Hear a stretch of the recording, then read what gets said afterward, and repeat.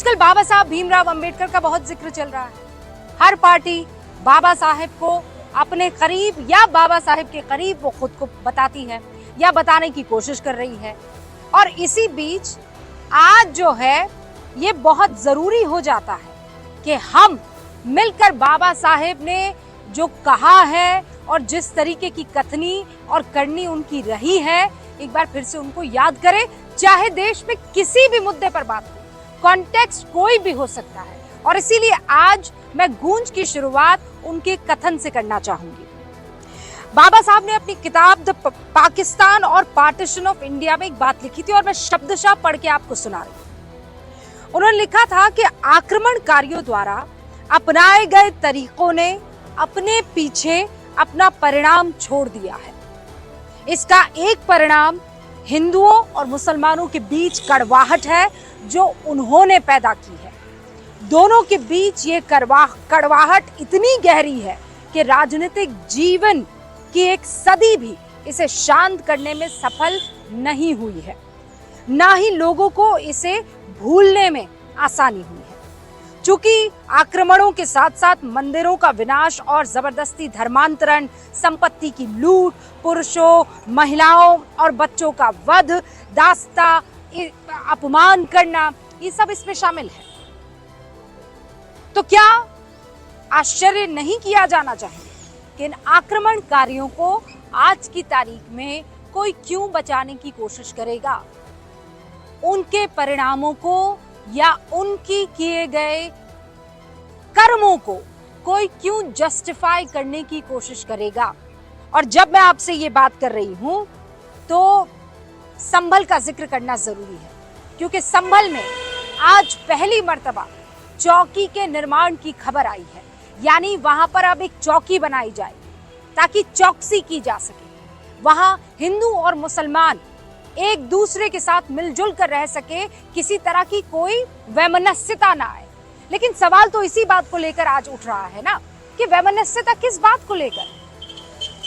एक परंपरा की वापसी चाहता है और यह भी चाहता है कि उन आक्रमणकारियों ने अगर उस संस्कृति, उस परंपरा, उस स्थल पर अपनी निशानियां छोड़ी है तो उन निशानियों को जस्टिस के तहत, न्याय के तहत, कानून के तहत अमली जामा पहनाया जाए, रास्ता दिखाया जाए। जो कानून कहेगा वो सबको माननीय होगा, वो सबको कबूल होगा। तो फिर इस मसले पर आज की तारीख में हिंदू मुसलमान क्यों? क्या वाकई ये मसला हिंदू मुसलमान का है? खुले आंखों से विचार कीजिए, खुले मन से इस बात पर जरा अपनी बात रखिए और समझने की कोशिश कीजिए। ये हिंदू मुसलमान का नहीं, ये हिंदुस्तान वर्सेस आक्रमणकारियों के बीच का मुद्दा है। क्या इसे हम समझदारी से डील करेंगे? पहले ये रिपोर्ट और शुरू करेंगे उसके बाद गूंज।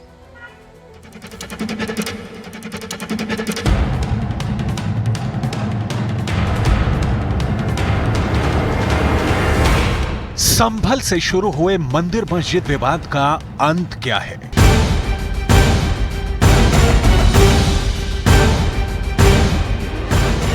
इस सवाल का जवाब संघ प्रमुख मोहन भागवत ने देने की कोशिश की,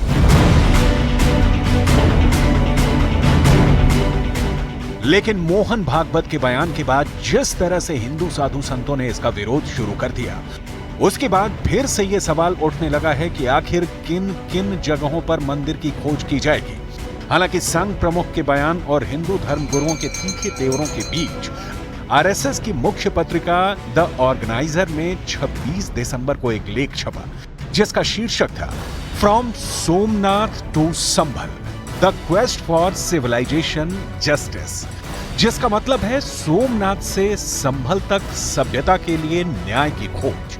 यानी मंदिरों की लड़ाई को संघ की मुख्य पत्रिका ने सभ्यता के न्याय की लड़ाई बता दी है और इसके लिए बाकायदा बाबा साहेब अंबेडकर को कोट किया गया है, जहां बाबा साहब कहते हैं कि भारत पर हमला करने वाले आक्रांताओं ने बाद में वो चीजें छोड़ी जो हिंदू मुसलमान के बीच खाई पैदा करने वाला था और सालों तक सियासी नेता इसको खत्म नहीं कर पाएंगे।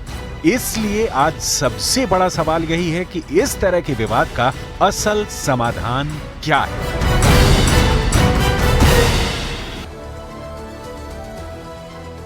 सारे खास मेहमान इस पर चर्चा करने के लिए हमारे साथ जुड़ चुके हैं। हमारे साथ प्रेम शुक्ला जी है, भारतीय जनता पार्टी के राष्ट्रीय प्रवक्ता हैं। हमारे साथ मनोज काका साहब है, समाजवादी पार्टी के राष्ट्रीय प्रवक्ता हैं। हमारे साथ तहसीन पूनावाला, राजनीतिक विश्लेषक, अब से कुछ ही देर में जुड़ेंगे। संगीत रागी साहब आरएसएस का पक्ष रखते हैं, राजनीतिक विश्लेषक के तौर पर हमारे साथ बैठते हैं, उनका भी बहुत बहुत स्वागत है। राशिद सईद साहब हमारे साथ जुड़ चुके हैं, जो कि south India Muslim personal law board के मेंबर हैं, और एक्सक्लूसिवली हमारे साथ बातचीत करने के लिए सदगुरु रितेश्वर जी महाराज, जो कि धर्मगुरु हैं, हमारे साथ जुड़ चुके हैं। रितेश्वर जी, बहुत बहुत स्वागत है आपका। सबसे पहले तो एक बड़ा सवाल ये कि क्या वाकई ये हिंदू और मुस्लिम की लड़ाई है, या फिर ये लड़ाई किसी और एंगल से देखी जानी चाहिए? क्योंकि विपक्ष ये आरोप लगा रहा है कि सरकार दुश्मनी और नफरत पैदा करने की वजह से ऐसे तमाम एलिमेंट्स को हवा दे रही है जो हर मस्जिद के नीचे मंदिर और शिवलिंग खोदना चाहते हैं और ढूंढना चाहते हैं और खोजना चाहते हैं। रूबिका जी, आपने प्रारंभ में जो भी इसकी भूमिका रखी, मैं समझता हूं पूरे देश ने इस भूमिका को सुना होगा। बाबा साहब भीमराव अंबेडकर की वो बात भी आपने सामने रखी और उसमें स्पष्ट रूप से रखा कि ये सभ्यता के साथ जो आक्रांताओं ने खिलवाड़ किया, संस्कृति के साथ, उन सभ्यता और संस्कृति के पुनर्स्थापन के लिए हम हिंदू मुसलमान के चश्मे से नहीं, हम हिंदुस्तान के चश्मे से अगर इसे देखें, ये भारत हमारा है, हिंदुस्तान हमारा है, ये सनातन संस्कृति हम हिंदुस्तानियों की संस्कृति है, हम भारतीयों की है। 140 और 50 करोड़ लोग भी यहाँ हैं, तो हम सब सनातनी हैं, और ये कोई बोझ नहीं है कि सनातनी है।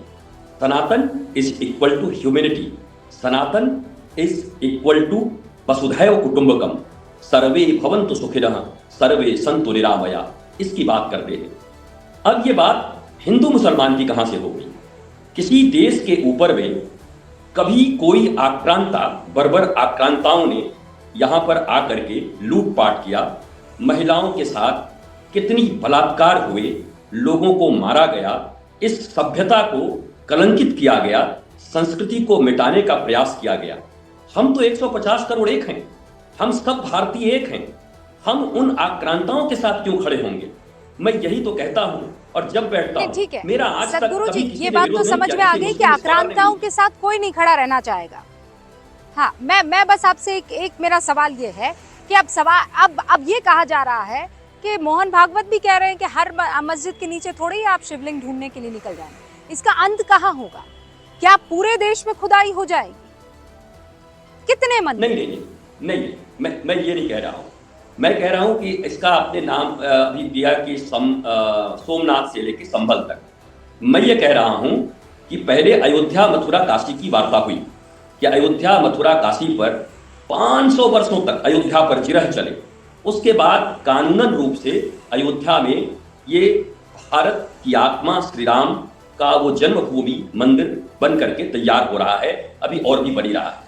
उसके बाद काशी, मथुरा, इस पर मैं जब प्रारंभ से बात करता हूं, आप भी कई बार मेरे साथ रही हैं, आपके साथ भी बैठा हूं, तो मैंने यही कहा है कि हम सहृदयता के साथ काशी, मथुरा और अपने काशी अयोध्या को ले लें। उसके बाद भारत के हिंदू मुसलमान, सारे सनातनी, सारे हिंदुस्तानी एक साथ बैठ करके, जैसे जापान का चाइना के ऊपर कभी प्रभुत्व रहा था, और जब चाइना इंडिपेंडेंट हुआ, उसने जापानियों के द्वारा बनाए गए फोन शायद डिस्कनेक्ट हो गया है। मैं चाहूंगी कि पीसीआर से मुझे एक बार फिर से कॉल लगाया जाए, और क्योंकि आप महत्वपूर्ण बात कर रहे थे वो भी मैं नहीं सुन पाई हूँ। बस ये जरूर कहना चाहूंगी कि यहाँ पर अब एक तरीका क्या होना चाहिए। आप तो सदगुरु हैं, आप लोगों की समस्याओं का निदान करने वालों में से एक कहे जाते हैं। आप लोगों को अपनी जिंदगी की परेशानियों से निजात कैसे मिल सकती है, उसके बारे में खूब कथाएं और खूब चर्चाएं करते हैं।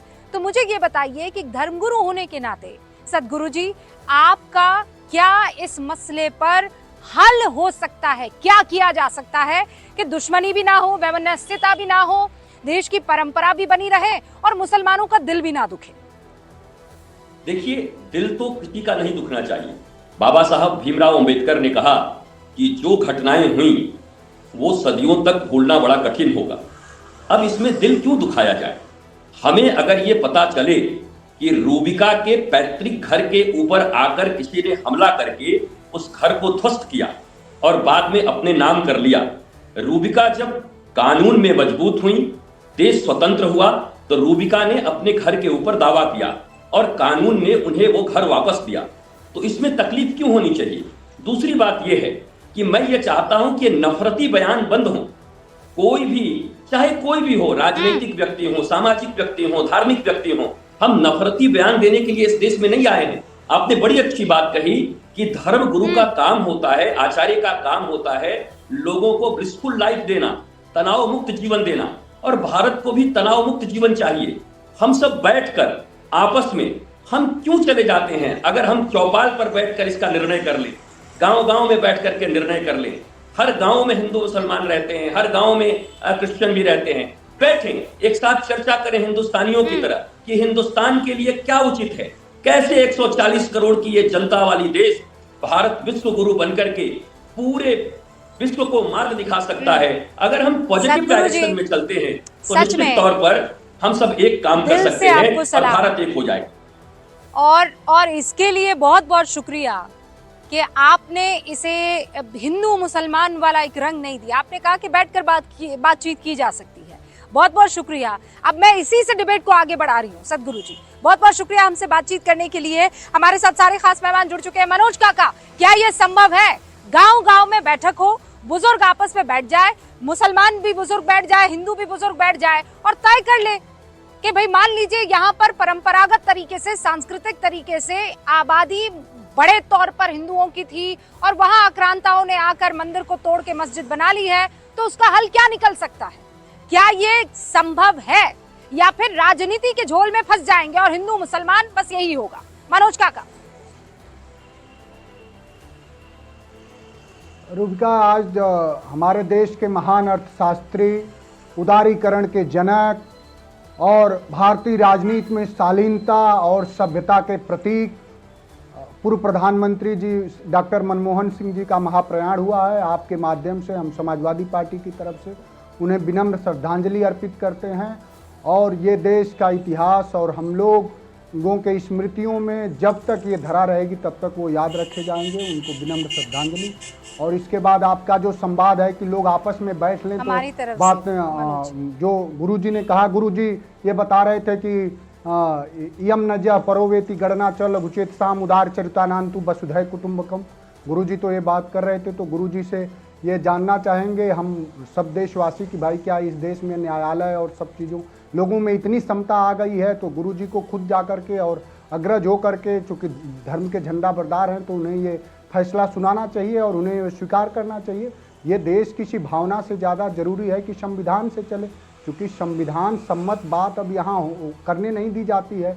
या संविधान के निर्माता के खिलाफ जब देश का गृह मंत्री ही अपमानजनक और घृणित भाव से उस देश के सर्वोच्च सदन में जब बयान देंगे, तो ऐसे लोगों से क्या उम्मीद करें। और हम लोग तो हमेशा चाहते हैं कि इस तरह के विवाद अगर बैठ कर पर कौन सा घृणित बयान, वो तो ये कह रहे हैं कि आपने उसे काट के और एक चंग चला दिया है, उसके फौरन बाद वो ये कह रहे हैं कि ये तो अच्छी बात है अगर आप कर रहे हैं। तो आपने एक क्लिप काट दिया है, वो आप पर ऐसा आरोप लगा रहे हैं। 10 सेकंड में इसका जवाब और फिर प्रेम शुक्ला जी। नहीं देखिए, जो अमित शाह जी जो बात कह रहे हैं वो ठीक कह रहे हैं, वही उनका अहंकार है और वही उनके अस्पृश्यता का भाव है। वो कोई नया काम नहीं कर रहे हैं, वही काम सावरकर, गोलवलकर, श्यामा प्रसाद मुखर्जी कर रहे थे जब बाबा साहब हिंदू कोड बिल लाए। वही काम उत्तर प्रदेश में योगी आदित्यनाथ करते हैं कि एक पिछड़े तबके से कोई मुख्यमंत्री बनता है तो उसका घर धुलवाया जाता है। वही काम नरेंद्र मोदी करते हैं कि देश के संसद भवन का निर्माण होगा और संसद की तीनों सदनों का जो पदासीन होगा, सीधे सीधे आरोप आप पर लगाए जा रहे हैं, जवाब दे दीजिए। तो वो ये मनोज काका कोई नया काम नहीं कर रहे हैं। भारतीय जनता पार्टी और आरएसएस का पूरा विमर्श ही है। आप कह रहे हैं कोई नया काम नहीं कर रहा है। ये देखिए, इसे फिर मैं आऊंगी बर्क साहब के पोते और बाकी सब वहां संभल गए थे और जिस तरीके से। हाँ ठीक है, आप प्रेम शुक्ला जी। रूबिका जी, आरोप लगा कौन रहा है?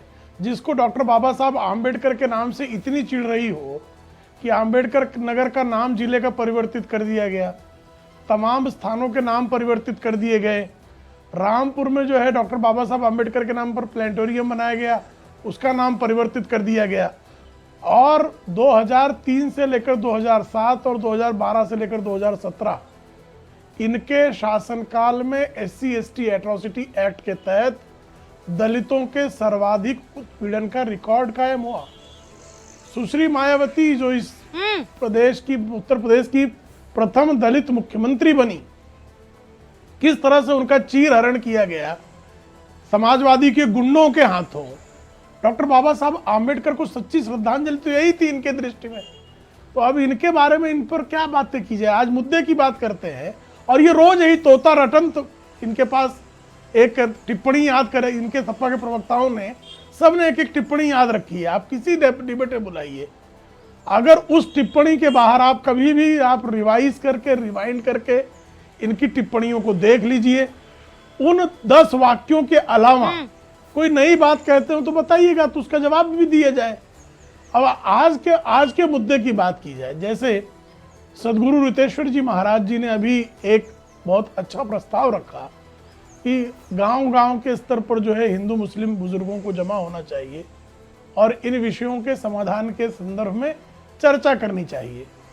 बहुत अच्छा प्रस्ताव है, लेकिन आपको भली भांति याद होगा रूबिका जी कि राम मंदिर के समाधान के लिए इस देश ने बारंबार प्रयास किया और हर कोई जानता था इसके तमाम प्रमाण, और आप भी इसको जानती हैं रूबिका जी कि किसी मस्जिद में वराह देवता यानी शूकर का अवतार, वराह अवतार शूकर की मूर्ति जो है किसी मस्जिद में नहीं हो सकती, इस विश्व की किसी मस्जिद में नहीं हो सकती। नहीं, अब ये बात तो है ना। और जिस राम मंदिर को बाबरी होने का दावा किया जाता था, हाँ, नहीं, पर मैं आपको एक बात बताती हूँ, और ये बात तो मेरी बात पूरी कर लूं? तहसीन पूनावाला भी इस बात को मानेंगे। और हाँ, बस ये बात महत्वपूर्ण है, चूंकि आप कह रहे हैं कि कैसे किसी मस्जिद में ये सब मिल सकता है, उसी बात को आगे ले जाते हुए कि ये बात सच है, चाहे आप मुख पर मत बोलिए, और ये खासकर मुसलमानों पर लागू होता है, आप मुख पर मत बोलिए, लेकिन आपका दिल भी ये बात जानता है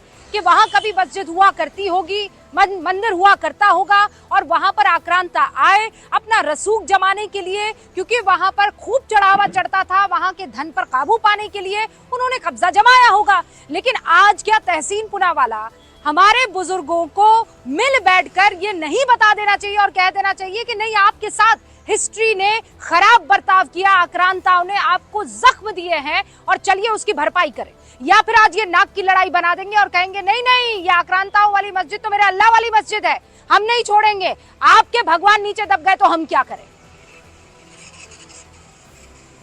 जय संविधान। रूबिका जी, आपके शो में शिरकत करने का मौका मिला, इसलिए आपका शुक्रगुजार हूँ। मैं आपसे इत्तेफाक नहीं रखता हूँ इस बात पर कि अब बुजुर्गों को बैठकर बातचीत इस चीज़ पर करनी चाहिए, उस चीज़ पर बैठनी चाहिए। ये देश को बुजुर्ग नहीं भविष्य में देखना चाहिए और युवाओं के बारे में बात करना चाहिए। युवाओं का भविष्य AI, क्वांटम फिजिक्स, साइंस और टेक्नोलॉजी में है। ठीक है, अगर कोई विवाद है, अगर कोई लीगली उसका समाधान निकलता है, वो अलग चीज़ है। लेकिन एक चीज़ आपको नोट करनी होगी रूबिका जी, और इस चीज़ से मैं आपसे इत्तेफाक रखता हूँ कि अगर नाक पे गुस्सा लेकर आप जा रहे हो कोई चीज़ देखने या किसी चीज़ को डिफेंड करने के लिए, तो अगर कौम खतरे में तो ओवैसी वाले बंधुओं के बच्चे क्यों नहीं आते कौम को डिफेंड करने के लिए सड़क पर? और अगर धर्म खतरे में तो भाजपा वाले के नेता के बच्चे क्यों नहीं आते इसको डिफेंड करने के लिए? क्योंकि ये सब चाहते कि हिंदू मुसलमान का विवाद हो, जब इनके बच्चे विदेश में जाते अंग्रेजी में पढ़ते, और ये नहीं चाहते कि देश प्रगति करे। मुझे लगता है हमें माननीय प्रधानमंत्री और मोहन भागवत जी की बात सुननी चाहिए। और अगर हमें इकोनॉमिक प्रोग्रेस करना है, अभी पहली बार हुआ है, और मैं आपकी बहुत रिस्पेक्ट करता हूँ, एक बहुत वरिष्ठ पत्रकार है, RBI ने एक डाउनटर्न दिया हमारी इकॉनमी में। अगर हमें इकोनॉमिक प्रोग्रेस करना है, हमें जेंडर इन विवादों से आगे बढ़कर हमें साइंस और टेक्नोलॉजी की ओर प्रोग्रेस करना होगा, और हमें उन पर बातचीत करनी होगी, और देश और युवाओं का भविष्य कैसे हो। अनएम्प्लॉयमेंट की समस्या है, उस पर कोई बातचीत नहीं करता। लेकिन आप मुझे ये बताइए, जब युवा पत्थर हाथ में लेकर वहां पर इसे नाक की लड़ाई बनाकर पहुंच जाएंगे, जबकि वहां पर सर्वे हो रहा है, सर्वे सही हो रहा है कि गलत हो रहा है, आपके पास तरीके हैं, कोर्ट में जाइए। तहसीन पूनावाला वहां पत्थर लेकर क्यों नहीं पहुंचे? क्यों तहसीन पूनावाला ला इलाहा इल्लल्लाह मोहम्मद रसूलुल्लाह विश्वास नहीं रखते हैं क्या? क्या उनको लगता नहीं है कि इस्लाम, क्या उनको लगता है कि इससे इस्लाम खतरे में आ जाएगा? किसी और के सच को दबाकर, किसी और के पूजा स्थल को दबाकर आप वो लड़ाई बुलंद करके इस्लाम का परचम बुलंद कर देंगे क्या? मैं आपसे बिल्कुल इत्तेफाक रखता हूँ, चाहे वो बहराइच का मामला हो जहाँ पर राम गोपाल मिश्रा जी की मृत्यु हुई, या संभल का मामला हो जहाँ पर 4 या 5 मुस्लिम युवा मरे। वे थे तो गरीब ना, वे थे तो गरीब ना। एक भी पैसे वाले का बच्चा नहीं मरा, एक भी पैसे वाले का बच्चा सड़क पे नहीं आया पत्थर और त्रिशूल और तलवार और कुछ और उठाकर। वे तो विदेश जा रहे, अंग्रेजी में पढ़ रहे, गरीब के बच्चे मर रहे। ये सोचना होगा और हमें अपॉर्चुनिटीज कहाँ मिलेगी ये देखना होगा। हिंदू मुसलमान विवाद में किसका फायदा हो रहा है, से फायदा कम। इस बात से नाइत्तेफाकी नहीं रखूंगी, लेकिन आपने ओवैसी का जिक्र किया, प्रेम शुक्ला की पार्टी भारतीय जनता पार्टी का जिक्र किया, समाजवादी वहां सांसद उनके ऊपर आरोप लगता है कि ऐसी ऐसी बातें कह रहे हैं जो सिर्फ और सिर्फ भड़काने का काम करते हैं। उनका क्यों नहीं नाम ले रहे आप? नहीं, उन्होंने भी इस तरह की, तो सरकार का प्रशासन का कर्तव्य बनता कि उनको अरेस्ट करे। अब तक क्यों नहीं किया उनको अरेस्ट, अगर उन्होंने इस तरह की बातें की और सरकार के पास सबूत है। बातें बताई जाती है, इज नॉट कानूनी, ये तो आप भी जानते हो, मैं भी जानते हो।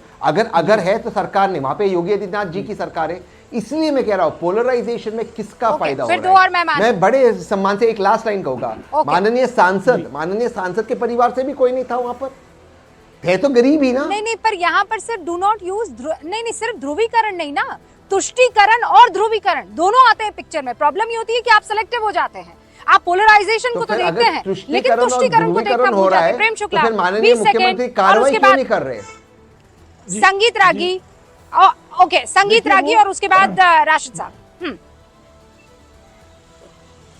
देखिए रूबिका जी, श्रीमान तहसीन पूनावाला कह रहे हैं कि इन बातों में नहीं पड़ना चाहिए। यानी आक्रांताओं ने जो हम पर जख्म को दिए हैं, उन जख्मों को खत्म करने की दिशा में हमको काम नहीं करना चाहिए। भाई तहसीन भाई, कृपा करके मुझे बताइए कि क्या कांग्रेस की सरकार का ये सिरफिरापन था कि विक्टोरिया टर्मिनस का नाम परिवर्तित कर दिया और उसे छत्रपति शिवाजी टर्मिनस कर दिया, एल्फिंस्टन का नाम जो है प्रभा देवी कर दिया? ये सिरफिरापन था क्या? तमाम शहरों के नाम, मद्रास का नाम चेन्नई कर दिया गया, ये सिरफिरापन था क्या? त्रिवेंद्रम को तिरुवनंतपुरम किया गया, ये सिरफिरापन था क्या? इससे जो है भारत का विकास रुक गया था क्या? इससे हम जो है कंप्यूटर क्रांति का लाभ नहीं ले पाए क्या? तो जो जख्म है, उन जख्मों का इलाज भी आवश्यक है। आक्रांताओं ने जो औपनिवेशिकता के, गुलामी के निशान छोड़े हैं, साथ ही साथ हमको प्रगति के मार्ग पर भी चलना है, लेकिन बच्चों के हाथ में पत्थर नहीं पकड़ाने हैं। पत्थर पकड़ाने वालों के खिलाफ तो सरकार कार्रवाई करने में विलंब क्यों कर रही है? सरकार कार्रवाई करेगी जिस दिन उनकी गिरफ्तारी की आवश्यकता होगी। जियाउद्दीन रहमान बर्क, बिजली चोर कारगर जो है वो निश्चित तौर पर जो है कारागार में होगा। बकरी चोर जो है वो कारागार में गया, बिजली चोर भी जाएगा। किसी बकरी चोर, बिजली चोर को जो है एक लाइन में कानून बख्शता नहीं है। एक लाइन में जवाब दे दो। तहसीन जवाब दीजिएगा, लेकिन चूंकि समाजवादी पार्टी के दोनों नेताओं की तरफ सीधी तीखी टिप्पणी हुई है। जी एक ही लाइन में जवाब। देखिए रूबिका, मैं जवाब दे देता हूँ। जिस तरह के आप शब्दों का आपके यहाँ प्रयोग हो रहा है,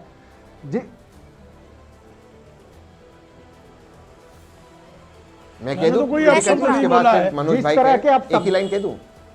जिस तरह के आप प्रयोग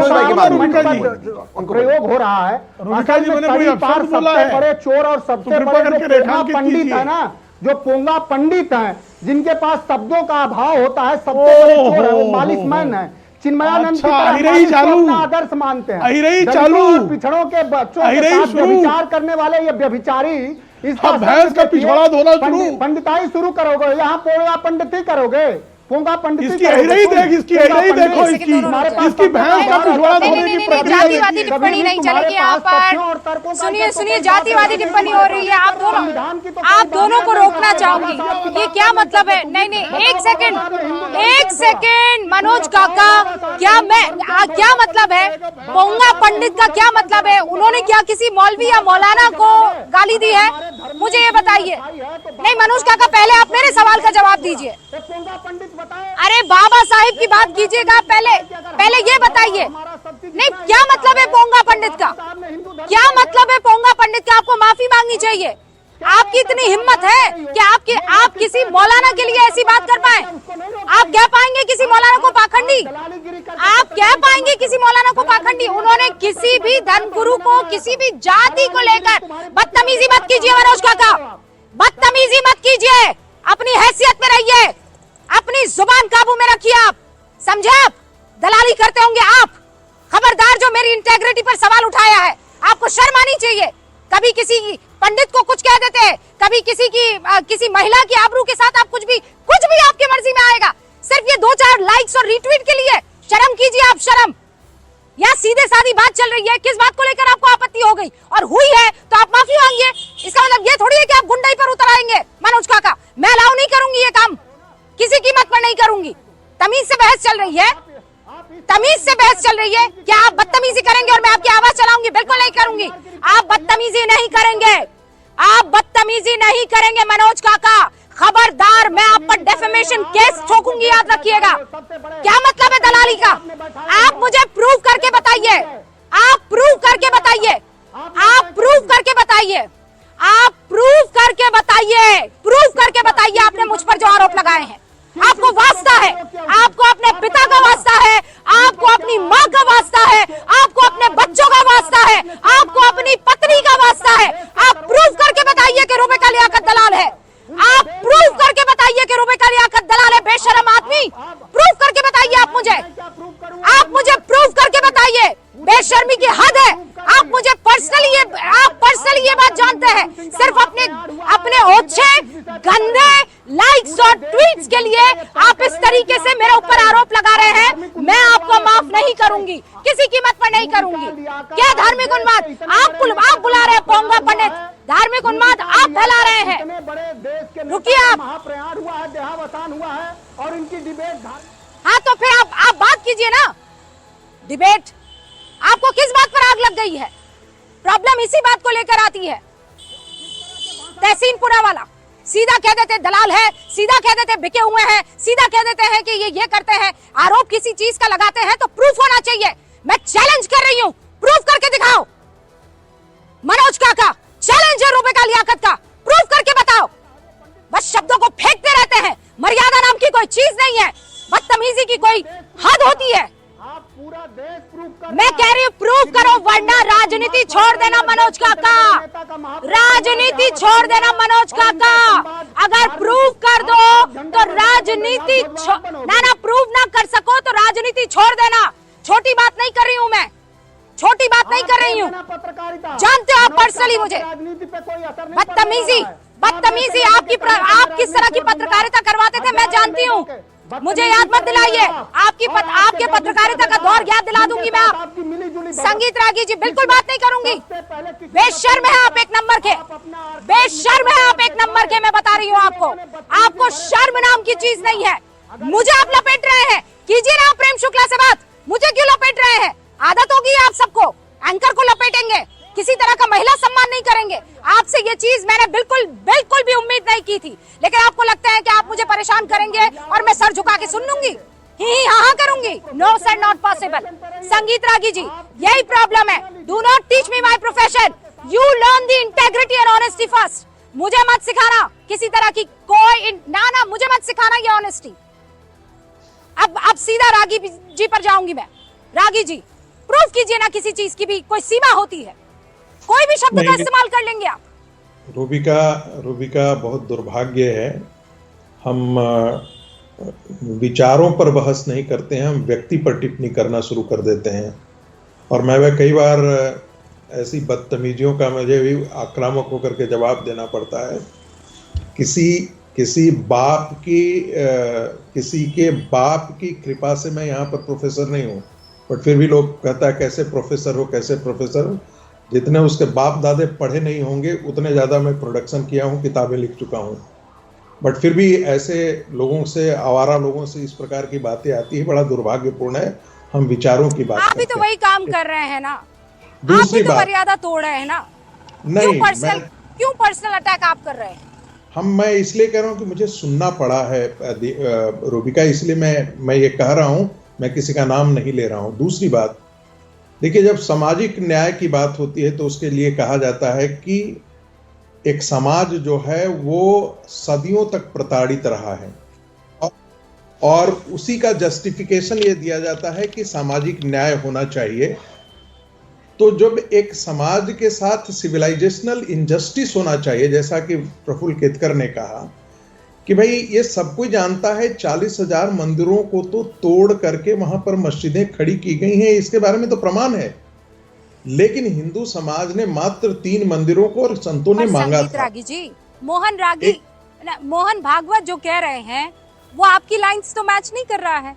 वो तो नहीं, ये ठीक कह है। रहे हैं कि हर जगह थोड़ी आप लोग शिवलिंग और मंदिर ढूंढने के लिए निकलेंगे। हाँ, एनएसओ का डेटा ये कहता है कि इस देश में 7 लाख मस्जिदें हैं और 5 लाख मंदिर हैं, तो 7 लाख मस्जिदों को तो कोई खोद नहीं रहा है। तो स्वाभाविक है कि हम मोहन भागवत जी के से इधर उधर नहीं जा रहे हैं। दूसरी बात, मैं अभी जो तहसीन पुलावाला कह रहे थे कि बहुत आगे बढ़ने की जरूर बढ़नी चाहिए। ब्रिटेन जो है वो बहुत आगे बढ़ा साइंस टेक्नोलॉजी सब में। आज वहाँ सरिया काउंसिल से जूझ रहा है ब्रिटेन, समझ रहे हैं कि नहीं? आपको जानकारी दे दूं, हलाल इकोनॉमी वाला स्क्रीन पर है ब्रिटेन। तो ये मत मानिए, एक समाज है उसके अंदर एक बहुत बड़ा रेडिकलाइजेशन है और उसी का कारण है। यदि रूबिका लियाकत की बात मान ली जाए कि भाई सिविलाइजेशनल इनजस्टिस हुआ है, उसको एक्सेप्ट कर लेने में क्या समझ रहा है? आपके पूर्वज भी तहसीन पूनावाला 7 पीढ़ी आगे चले जाएं तो आपके हिंदू ही निकलेंगे, कोई और नहीं निकलेगा। वो सारे के सारे वहां पर सेंट्रल एशिया से नहीं आकर यहाँ पर मुसलमान आ गए हैं। ऐसी स्थिति में यदि आप ये कहते हैं, एक्सेप्ट करते हैं कि हाँ भाई यहाँ पर हुआ है, इसको करेक्ट कर दिया जाए, और कायदे से मैं कहता हूं कि ये तो 1947 में हो जाना चाहिए था, लेकिन गांधी का पाप, एक सेकंड, नेहरू का पाप। मैं चाहती हूँ तहसीन पुनावाला इसका जवाब दे। तहसीन पुनावाला इसका जवाब देंगे, लेकिन उससे पहले मुझे ये बताइए कि उसका कहाँ, मतलब आप क्या चाहते हैं कि जितनी भी मस्जिद और कहाँ ढूंढेंगे, कहाँ खुदाई होगी, उसका कहीं तो कोई तो अंत होगा ना संगीत रागी जी? कहाँ जाकर आप मानेंगे कि नहीं अब जो है ये यहाँ पर पूर्वजों के साथ इंसाफ हो गया है? कहाँ है वो कोई तो साचा होगा ना। देखिए, सारे जगह को तो लोग कोई ढूंढ भी नहीं रहा है, लेकिन जो प्रमुख धर्म स्थल हैं, मैं 3 की बात मैं नहीं कर रहा हूं, प्रमुख धर्म स्थल है, उनके बारे में तो जरूर बात किया जाना चाहिए। और यदि वो कल जा करके जिस प्रकार के संबल में निकला है, उसके बारे में हिंदू समाज क्यों नहीं बात करेगा? और उसके अतिरिक्त हिंदू समाज स्वीकार क्यों करेगा इस चीजों को कि वहां हमारे मंदिर को तोड़ करके वहां जामा मस्जिद खड़ा है? अरे एक जामा मस्जिद नहीं, 10 जामा मस्जिद खड़ा करो, फिर भी हिंदू समाज एंटाइटल्ड है उसको लेने का। यदि भोज का मंदिर है, भोजशाला का मंदिर है, वो हिंदू समाज को मिलना ही चाहिए। यदि तुम कुतुब मीनार खड़ा कर देते हो, 30 सेकंड में इसका जवाब दीजिए, राशिद साहब इंतजार कर रहे हैं। ओके, तहसीन पुनावाला, संगीत रागी स्क्रीन पर। मैं एक ही चीज, किसी मस्जिद को तोड़ करके वहां पर मंदिर खड़ा कर दिया जाए और ये लिख दिया जाए अपने जवाब दे दूं, मस्जिद को तोड़ करके उसे यहाँ पर मंदिर खड़ा किया है। कौन मुस्लिम समाज का आदमी उसके एक्सेप्ट करने के लिए तैयार होता है? कोई तैयार होगा? Okay, vice versa role reversal करके देखिए तहसीन पुनावाला, क्या तस्वीर होगी वो आपसे पूछ रहे हैं। रूबिका जी, मैं इसलिए इसके खिलाफ हूँ कि इसे एक ही नैरो प्रिज्म से देखा जा रहा है। संगीत भाई ने बात की हिंदू मुसलमान, क्यों सिर्फ हिंदू मुसलमान की बात हो रही है? अगर इतिहास पढ़े, मैं ये नहीं कह रहा हूँ सच है या झूठ है, कई धर्म है, कई ऐसे धार्मिक स्थान है जो अलग अलग जगहों को क्लेम कर रहे हैं।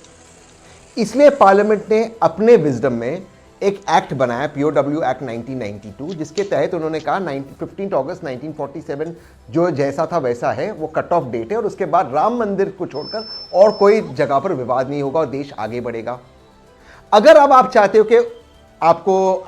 कि वो रिवर्स हो, तो पार्लियामेंट पूरी तरह से केपेबल है, माननीय प्रधानमंत्री पूरी तरह से केपेबल है, वो POW एक्ट को आप खत्म कर दें। अगर आप केवल एकेडमिक दृष्टि से देख रहे हो, तो फिर इसमें किस बात की इंसाफ की आप बात कर रहे हो? और अगर आप इंसाफ की बात करें तो सिर्फ हिंदू मुसलमान की दृष्टि से आप क्यों बात कर रहे हो? इसीलिए क्योंकि हिंदू मुसलमान में भाजपा का फायदा होता है और ओवैसी का फायदा होता है। आर्कियोलॉजिकल सर्वे ऑफ इंडिया के अंतर्गत आती है वो पूरी की पूरी बिल्डिंग। करेक्ट, बहुत अच्छा सवाल पूछा, मैं उसका जवाब दे देता हूं। मैं उसका जवाब, आई एग्री विथ यू, मैं उसका जवाब दे देता हूं। एब्सोल्युटली उसमें लागू नहीं होता, एक्सेप्ट कि स्पिरिट ऑफ पीडब्ल्यू एक्ट और स्पिरिट ऑफ पीडब्ल्यू एक्ट में सेक्शन 4 आर्कियोलॉजिकल साइट में इसको एक्सेप्शन इसलिए दिया गया था एकेडमिक रिसर्च के लिए।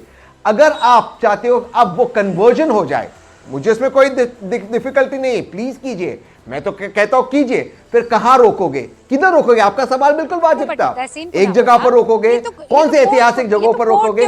एक ही धर्म के लिए रोकोगे, सभी धर्म के लिए रोकोगे? मुझे ये बताइए, इन केस मनोज काका जाकर या प्रेम शुक्ला जाकर या संगीत रागी जाकर वहां उस जगह पर प्रार्थना करना चाहते हैं, आपने कहा कि नहीं वो तो स्टडी के लिए है, वो सौंप दी गई थी, तो वहां नमाज पढ़ी जा रही है, तो कहेंगे नहीं हमें तो यहाँ पर पूजा करनी है, तो उसका क्या तरीका निकलेगा? रशीद साहब, एक सिंपल सा सवाल है, आपको लगता है इसका कैरेक्टर आप जगह का कैरेक्टर नहीं बदल सकते उस कानून के तहत? रूबिका जी मैं एक लाइन में जवाब, रूबिका जी एक लाइन में जवाब दे, एक ही लाइन में। ओके मैं सुनिए ना, अपने आप में गलत था, वो हिंदू समाज के साथ विश्वासघात था।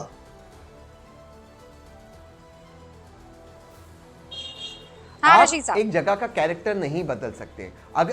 अगर आपको कैरेक्टर बदलना है, मुझे इसमें कोई दिक्कत नहीं, आप उस एक्ट को खारिज कर दीजिए और वो एक्ट से पार्लियामेंट खारिज कर सकते हैं। अरे भाई आपको दिक्कत नहीं है ना Tehseen Poonawalla, you come from no you आप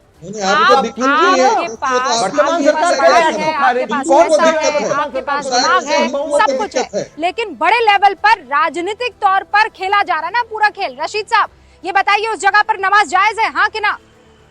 बिल्कुल जायज है मैडम, बिल्कुल जायज है। अगर आप अगर वहाँ मूर्ति है, वहाँ पर मंदिर है, गर्भगृह है, तो वहाँ कैसे जायज है? वो तो किसी और का मंदिर हुआ ना, किसी और की इबादतगाह थी, आप उस पर कब्जा कर सकते हैं। कौन बोले आपको ये बात? कौन बोले आपको ये बात? अरे 1947 जो मस्जिद है, मंदिर है, बस उस पर चलिए आप लोग। अगर इस तरीके के हिंदू मुसलमान मंदिर मस्जिद करेंगे तो अरे वाह, 1947, अरे इस्लाम पे बात कीजिए ना आप। कॉन्स्टिट्यूशन अब आपको याद आ गया, काम करे आपके फेवर में तो कॉन्स्टिट्यूशन, और नहीं तो इस्लाम। अरे इस्लाम का बेसिक प्रिंसिपल है ना, किसी और की इबादत गाह पर तुम्हारी इबादत नहीं हो सकती है।